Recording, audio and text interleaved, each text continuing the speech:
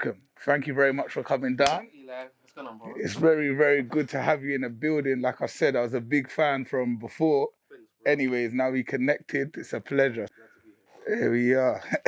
So, firstly, where do we start with you? Let's go take it all the way back and let's start at the beginning. Let's start at your first job. My first job. What was your first job? So my first job was sales. Yeah. My first job, I went straight into the deep end. First job was sales. In your whole life, no Tesco's, no. We're talking about the first ever job. Yeah, let's go back to the original Devon when you first got the money-making ideas and started on the money-making journey. Retail, yeah? Job, retail, Adidas, in the Adidas store, central London, Adidas. And that's when I knew that I needed more streams of income because all I wanted was a Saturday off. And then what happened? I couldn't watch football. And I had to work Saturdays. I used to ask my manager, I want Saturdays off. No, you have to work. Sundays off. No, you have to work. But when you do part-time, you have to work Saturdays and Sundays. And that was the first job of my career. Retail. Didn't last for too long. Couldn't do it. So I went to another job, paper chase, card factory. That was another one. And that's really it, man. My two main retail jobs. Then I went straight to sales. So what about your education at this time? Are you going to school? Are you in college? How's it going? College, studying business. Level 3 business studying. And I went university, dropped out because it wasn't for me. And then I went straight into sales. What do you mean university wasn't for you? Yeah, you know what? When I got to my final year of university and I said, this is not what I want to do. This is not what I want to do. I'm in my final year of university and this is not what I want to do. I don't want to go this route. I don't want to work and do this job. This is not going to be for me. So I just dropped out and started my entrepreneurial journey. I needed a way to get out. After my third year, I realised that I wasn't going to university for me. I was going for my mum. I'm going for because I didn't know what I wanted to do. Yeah. I just didn't want to work full time, so I went to university, etc. And then I thought, you know what? I don't want to be here. This is not what I want to do. I don't want to get this job. I don't want to apply for this job. So I need to just focus on my entrepreneurial journey, and that's just what it was. I'm with you. Now, I do think that's interesting. Do you think that there should be more focus on purpose earlier on in either the education system or somehow? Oh, definitely, because a lot of people, they go in nowhere fast because they don't know where they want to go. So when I was in school, they taught me how to break dance, they taught me how to play the drums, they taught me how to break an apple pie, but they didn't teach me anything about money. They didn't teach me anything about entrepreneurial. They didn't teach me anything about business. They just taught me how to cook. They taught me how to play the drums, but they didn't teach me anything about business, about money. They said, when I asked the school teacher, why do you want to teach me about food and why do you teach me about cooking? Because they said it's a life necessity. Cooking is a life necessity, but why would you teach me how to cook? You don't teach me how to buy the ingredients. It's pointless. Either way, you're going to starve it if you ain't got no ingredients. No, it's very true. And I think I saw Prep and Conan talking about that in a recent interview, that we need to more applicable skills in the curriculum, etc. They don't teach you how to start a business. They don't teach you this stuff. They just teach you how to go to school, go to college, go to university and get a job. Now with COVID-19, there's no jobs. What do? You just taught me how to get a job. You didn't teach me how to do this, how to do that. You just said, go get a job. Now there's no jobs. What do we do? No, it's very true. And I don't know how it was in your school and throughout your career, but teachers, they're not really the best position all the time, to tell you how to go off and do your own thing and start a business, personally, in my opinion. Yeah, it's the same. And I realised, like, when I was reading Rich Dad Poor Dad by Robert Kiyosaki, he said, they are fake teachers. Yeah. I'm getting taught by a business teacher who's never ran a business. Yeah. Yeah, no, it's true. You're a business teacher, but you've never taught me how you never had a business. You never paid employees. You never had overheads, but you're teaching about business. How? Yeah, because I passed the exam 20 years ago and I've been a business teacher ever since. How? What makes you creditable? Yeah, no, it is true. And I think a lot of what you're saying is right, but then that also affects the student, because the students, especially nowadays, people are more wise. They're looking through the same lens as you. So they could be in year 7 and year 8 and do the same maths and just think, what are you talking about? Like, why am I listening to you? Which brings me back to like what we were saying about Knowledge Finder, and education is changing, and people listen to people like yourself that are verified, doing it, can show the bank account, show the monthly sales. You can log in and on this entrepreneurial journey every single day, different streams of income coming in. You need streams of income, cash flow. You need it coming in. It doesn't matter how much you earn. It doesn't matter if someone earns 1 million, 200,000, 500,000. You need streams of income, and that's what it is. So if you're 18, if you're 21, if you're 24, if you're 27, 30, 35, 40, it doesn't matter how old you are. One stream of income is not enough. One job is not enough. You can lose your job, you go into financial difficulty. One stream of income is not enough. You need multiple streams of income. You need to find ways to make multiple streams of income. You do not need 3 jobs. You need to be in 3 places at the same time. You need 3 streams of income. You don't need one. Because if you have one, you don't even know the future. Yeah, it's definitely risky if you just have one, I would say. So you worked in retail. How did you get to where you are today? What was the journey there? I worked in retail, and I said, part-time, etc. And I said, you know what? I needed more hours. I couldn't get more hours there, so I went to another store, etc. And then a year after that, I left, went to university, etc. And then after university, I went straight into sales. Yeah. So I said, you know what? To start my entrepreneurial journey, I need money. I don't want to borrow money to start my journey. I need to make my own money to start my entrepreneurial journey. And 6 months into that, I got sacked from that job. And I realized that if I allow someone to feed me, I allow someone to starve me. And after that, I said, no one will ever let me starve ever again. I love that. If you allow someone to feed me, allow someone to starve you. Allow someone to feed you, allow someone to starve you, because it's not in your hands. Yeah. So I got called in the office one day and said, you know what, Dev, we love you, but you're just not making the sales. So what do you mean? No, we're going to have to call it quits. I said, yeah. No, we're going to have to call it quits. So what do you mean? Yeah, tomorrow you're not here because you're not making sales. We need to find someone more vibrant on the ball than you. Yeah. So I had bills to pay at the end of the month. What happened? Yeah. Nice. That's what did happen. How did it go? It was a struggle, and I had to wake up quick. Yeah. It was a big struggle, and I thought, you know what? How did I allow someone to do this to me? Because I followed the school system, get a job, etc. Well, if you lose your job, what happens? You have one stream of income, nothing coming in. You don't have another stream of income you can go into. You can't go into that pot. You can't move things around. You can't take money out of here, money out here, move money there. You can't do nothing because you just have one stream of income. Just like having one bank account. It's the worst thing you can ever do. And when I had that, my life was a misery. You can't have one bank account. Money you're getting paid, you're paying for stuff, subscriptions coming out, money's just going like this. You don't know what's going on. You need 6 bank accounts. One for when you're getting paid, one for you when you're investing, one for this stream of income, one for paying bills, one for fun time. You need different bank accounts so you know where your money's going. If you have one bank account, you don't know where your money's going. It just happens to be all the time. I'm paying bills, money's coming out, subscriptions. Sometimes I have 180, it's £60, it goes to 200, it goes back to 40. Money's just going everywhere. I have no control. So you need multiple streams of income, different bank accounts so you can take control of your life. Do you know what I mean? Definitely. No, I definitely agree with that. No, I definitely agree. You need multiple streams of income. 6 bank accounts is interesting. Kept thinking, do I have actually 6 now? But I'm probably up there with Buddha business. I think so. Because there's going to be times in your life where you're saying, you know what, I need to sacrifice now. This money, I can't spend. It needs to go here. It needs to go here. If you only have one bank account, you only have one place to spend your money. If you're getting grapes one time, that's £2. If you're getting this, that's lunch, £5. If you're getting this, that's £5. That's £12 gone in like 2 minutes, etc. Money's just coming in, money's going out, money's coming in, money's going out. You need to take control. You need to know exactly where all your money's going. Basically, you need to know exactly it's going here, this is going here, this is going here. Because if you've got goals, everything needs to be accounted for, or you're gonna come up short. Do you know what I mean? Definitely, I definitely agree. So, how would people start then? Like picking up. First place that you need to start is getting things for free. First thing, because it trains your mind. You need to find other people's trash and turn it into treasure. That's the first thing you need to do. Everyone throws things away for free. There's so many websites that you can go and find something for free. That's the best place to start your journey because you haven't paid for anything, so you can't lose. All right, so say I'm sitting down here, brass, no startup capital, nothing, yeah? What do I do? Just get what for free? Like, what do I do next? You have to see what's in demand. Not what do people want? What do people need?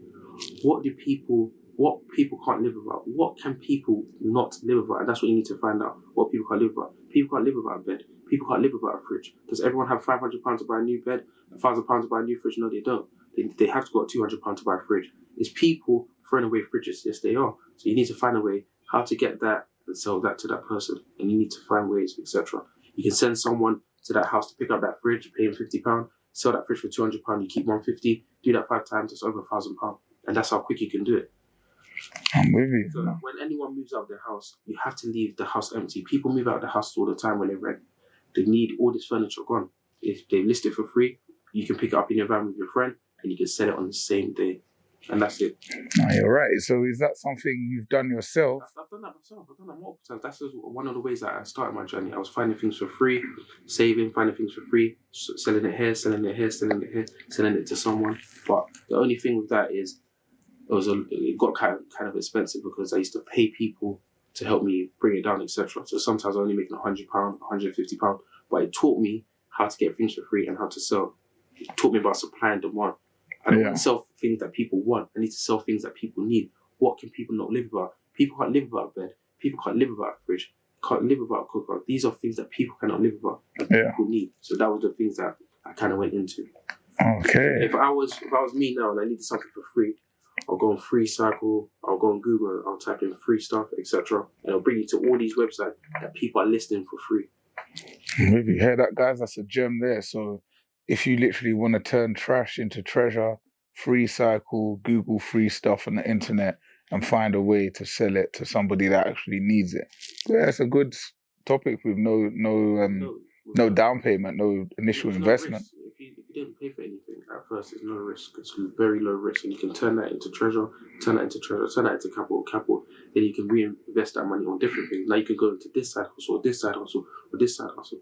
Okay, so what was next after you did that? Like low. Straight into Amazon FBA. Yeah. So let's hear a bit more about Amazon FBA, because online you see the YouTube ads. Some people are really against like taking courses and they see an ad pop up and think, oh, it must be junk. But I know Amazon FBA works, so many people like yourself that are using it. So yeah, share a bit about that. When I used to purchase things on Amazon, I used to think I was purchasing on Amazon, off Amazon, but I wasn't. I was purchasing off somebody, a third-party seller, just a normal person. I was buying it off him. Mm-hmm. He's just listing his products on Amazon. So Amazon FBA is fulfilled by Amazon. That's when a third-party seller gets their products, they send it to Amazon's fulfillment center, and when they get an order on their phone, Amazon's employee sends it to their customers. So that's fulfillment by Amazon FBA. So when I used to purchase things, I used to think I'm buying it off Amazon, but I wasn't. I was just buying it off a third-party seller. And Amazon, it changed my life. It changed my life completely. The capital that it can bring and it brought is absolutely crazy. And I should have found out about this a long time ago. So Jeff Bezos, he's the CEO of Amazon. He's the richest man in the world. And he's not the richest for no reason. He's the richest because he's got the most people. 85% of households use Amazon. Everyone's got a Prime account. And that's why he makes so much money, and he makes money for other people. So when you start to sell on Amazon, Jeff Bezos is not your boss. He's your business partner. You make money with him. The richest man in the world, you collaborate with him. It's very hard to lose. Yeah, I'm with you. So say I'm a total newbie to Amazon FBA. I do understand there are certain tools that help me track sales, track what's hot in the market. So if I'm going from step one, open my laptop, I've signed up, I've got an FBA account, I've got an idea for a product. Let's say I want to sell a detergent or something like that.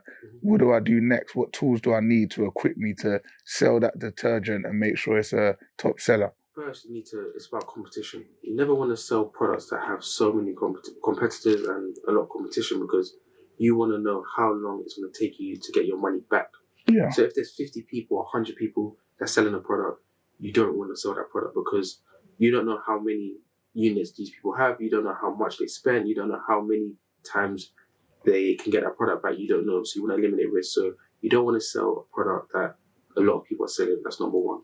Number two, you want to work out profit. There's two ways to do Amazon. It's about profit or speed. With profit, you want to make a lot of money. With speed, you don't care about how much money you make. You care about how quick it goes. So some people only make 10p on Amazon per product. But if you make that 50,000 times, it's a lot of money. I'm with you. So it's either profit or speed. I don't care about how. So what do you choose then? Is there no best way? Like, what do you, like you personally, how do you go about it? I like mixture. I like profit and speed. I like to know that my money's going to come back in the next month, in the next 2 months. And I also like profit. I like making a lot of money per unit on Amazon. So, but there's two ways. You need to think what's best for you. So a lot of people, they have jobs, so they can't really send their products every single day to Amazon, etc. So they need to think, if I haven't got time, I need to leverage my time as much as possible. So I need to sell products that sell for a lot of money instead of speed. Because if you sell products that sell very quickly, then have no products in Amazon's fulfillment center because you have a job. You aren't able to send your products always to Amazon. You know what I mean? So let's talk about that part before we divert them. How do you say, back to the detergent, even though it might not be the best product, I've got a box of 100 detergents in my house. I get a sale on Amazon. How does this detergent get to the end user? Before you get a sale on Amazon, before you really get a sale, you would have listed your product on Amazon.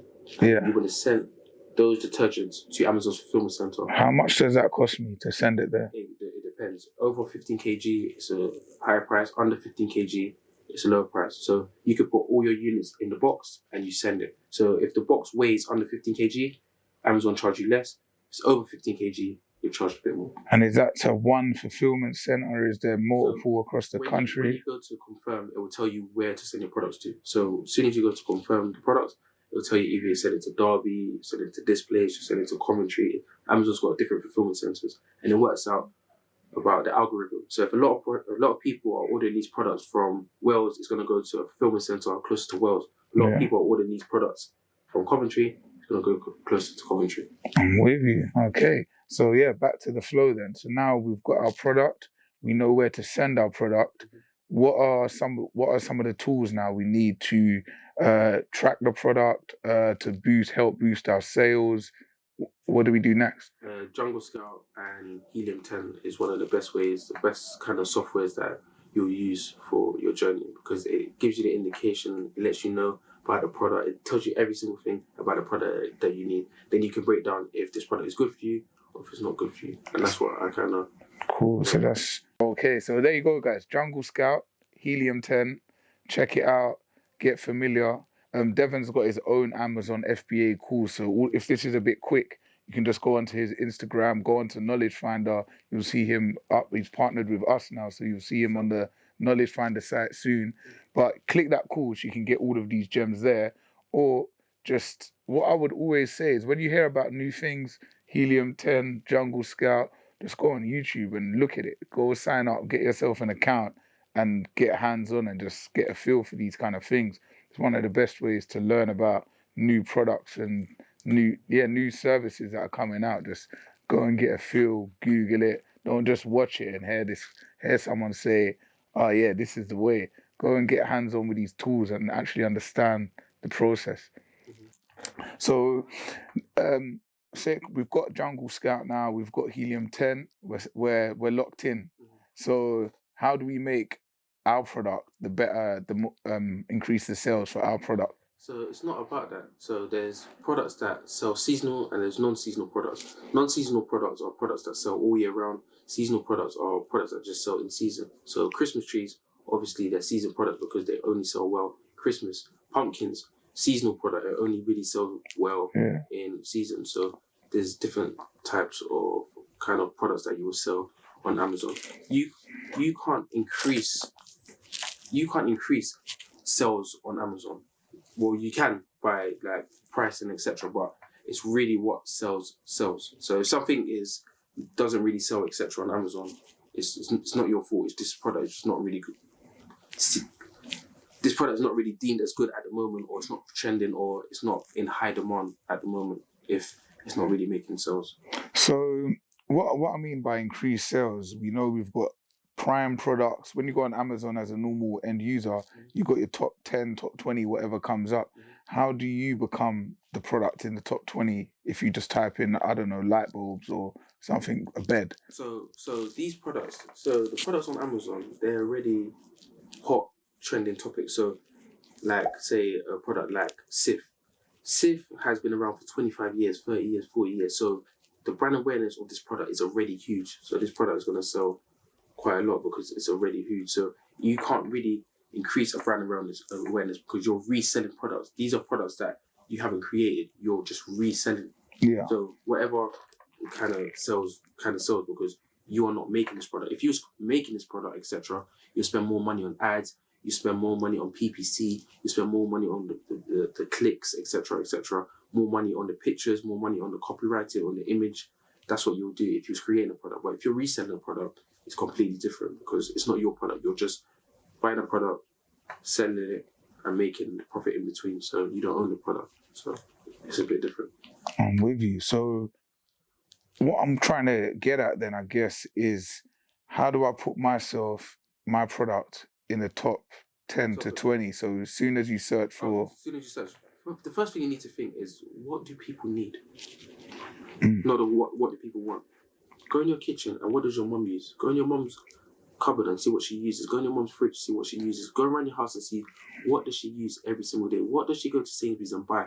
If there was a lockdown and she wasn't allowed out of her house for 3 months and she was scared to go to the store because of COVID, what would she buy online? And that's what you should be selling.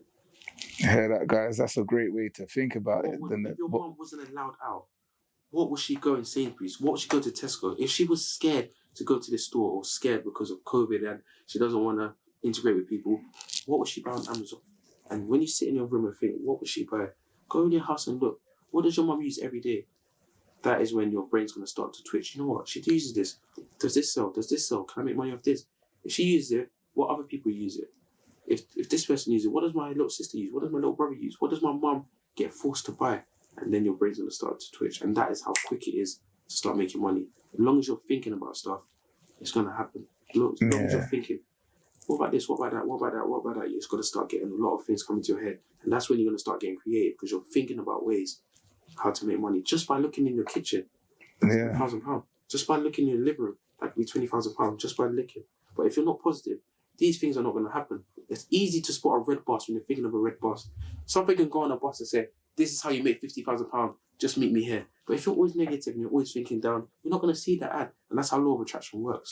Yeah, you're not the first person to talk about the law of attraction here. And I always speak about this stuff. And if you actually know me in person, I definitely bang on about this stuff, keeping positivity around you, avoiding negativity at all costs. And also keeping a certain golden silence. Like if you sit and think enough about how to make a new plan, new dough, new something, I realize when your environment's quiet enough, it's like you can hear yourself, and then you start getting ideas, and then it's up to you. When you get those pings in your mind, do you activate on it? Do you not? But most of the time, when you get some random stuff come to your head, and you think, oh, that's actually a decent idea. If you activate on it, it's actually the idea you should be moving towards. A funny example is, I was like super young. I think I was maybe year 7 or even before, year 6. And I just remember one time, I don't know why, I think I was talking to my dad or something, and we started to speak about like ideas and stuff. And I thought of glasses that you could use to watch TV whilst you're traveling on the bus. Now, fast forward years later, Google's got their own glasses coming out, VR lenses, etc. And this was just the thing I was thinking about as a kid. And obviously, I'm a tech guy now, so it all links up. I was always thinking of tech, like, Same thing happened to me. Is it? The same thing happened to me, and I was... What, about the glasses? No, something different. I've been angry for a lot of years, but now I've calmed down. I was angry for a lot of years. I thought, what would happen? How can I make McDonald's deliver food to my house? How can I make KFC deliver food to my house? Yeah. If you're in a wheelchair and you can't make it to KFC and you want KFC, or you can't go, or you're sick, how can I get KFC to come to my house? Get my delivery. You know what, Devon? You're not serious, man. You've been thinking about this for too long. You're not serious. Give me that multi-million-pound idea, and we're gonna make millions from it because you're not serious, man. So you say you sleeping on Uber Eats and that. If Pizza Hut died, what about an app that they would give a third party to come on? Yeah. Deliveroo. Yeah. Devon, we're gonna take that idea of you because you're not serious, and this is what happens when you don't believe in yourself. This is what happens when you don't take your own advice. This is what happens. Someone's going to find your idea and they're going to make millions of it. There's too many people in the world. There's over 6 billion people in the world. Your idea get found out one day and someone is going to make money of it or sell your idea. So if you've got a good idea, take advantage, and go run with it, because someone will make millions off your idea. No, definitely. I agree, guys. If you don't believe in yourself, no one's going to believe in you. You have to believe in yourself. You've got to take your own initiative and go for it. Because I thought of Deliveroo. Now, 10 years later, I'm making millions. I thought of Uber Eats. Now, I'm making millions. Yeah, no, but at the same time, I would stick upon this point because, yeah, I thought of the Google glasses and like watching TV on the go and like using a computer on the go. That's what it was. Crazy. But, and like I say, this was And now it's coming out. this was literally probably about 2008, 2007. There was still people rolling with iPods, real iPods, when I was thinking about that, you know what I mean? The big ones. Yeah, the big ones. They were rolling with the fat ones, and that was when I was thinking about the Google glasses. It's serious. But for me, how I see the game changing, and why I always say, yeah, knowledge finder, make sure everyone sign up and support, because I didn't feel at the time I had the facilities to be a little kid like year 7 with such a large idea, like, and then be able to pop it off. I didn't know where to start, and it's all well and good where you're thinking of these like cool ideas, like what's them shows they had back in the day, like Dexter's Laboratory and all that, and they showed a little kid doing his thing, you know what I mean? But them man had peas, you know what I'm saying? Like they came from a family that was, even in the cartoon, they had money, you know what I mean? So for us, we're just like in our room thinking of ideas which have now turned out to be very feasible. But it's, how do I say it? It's like I always say, like, your environment don't define you, but it does give you so many constraints at that age, because you're not allowed to think past, this is a good idea, how could I do this, man, it would take this and that and that, and it's like you stop thinking. So going back to the law of attraction, you know, if you kind of tell yourself it can't be done, your brain turns off. But and then you would think about, oh, it would be good to deliver KFC to my house, how do I do it? No idea, brain off, you know what I mean? But if you actually believe and you actually have the facilities in terms of the backative from maybe family, community, wherever it may be, but you know there's places you can go to like incubators is what they call them now. But yeah, places you can go and say, yo, this is my idea. How could I actually do this? Like, what would it really take?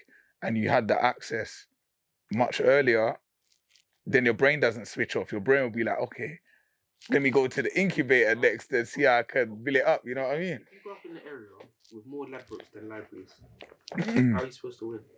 It's so true. If you grow up in an area where there's a casino and there's all these Ladbrokes, William Hill, and there's no libraries, how are you supposed to win? What do you see? That's all you see is betting shops, gambling shops. So your environment is going to shape you. Unfortunately, your environment's going to tell you everything that you need to know. Your environment's going to show you what you need to do. And if your environment's not positive, how do you expect to have a positive life? How do you expect to see anything if you don't have a positive environment?